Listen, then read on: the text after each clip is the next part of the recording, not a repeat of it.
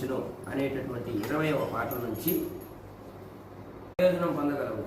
హరిబోల్ అని శ్రీ చైతన్య మహాప్రభు గొంతెత్తి అరిచినప్పుడు లతలు వృక్షాలు ఆ ధ్వనిని విని పులకించిపోయాయి. హరే కృష్ణ మహామంత్ర ధ్వని ఎంత శక్తివంతమైనదనగా అది చెట్లు లతల చెవులలోనికి కూడా దూరిపోగలదు. ఇక జంతువులు మానవుల చెవుల గురించి తెలిపవలసిన పనే ఉన్నది.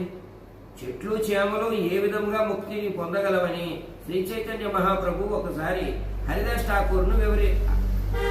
ఠాకూర్ను ప్రశ్నించి, అప్పుడు హరిదాస్ ఠాకూర్ హరే కృష్ణ మహామంత్రాన్ని బిగ్గరగా కీర్తించినప్పుడు అది చెట్లు చేమలనే గాక కీటకాది సమస్త జీవులను కూడా ఉద్ధరించగలదని తెలిపి, కనుక బిగ్గరగా చేసే హరే కృష్ణ మహామంత్ర కీర్తనతో ఎవరూ కలత చెందరాదు.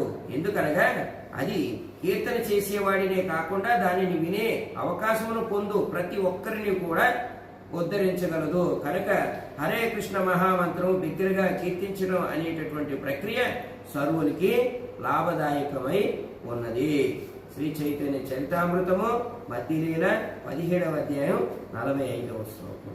శ్రీ చైతన్య చరితామృతం కే జై, నామామృత కే జై, హరే కృష్ణ మహామంత్ర కే జై, సద్గురు శ్రీల ప్రభుపాదికి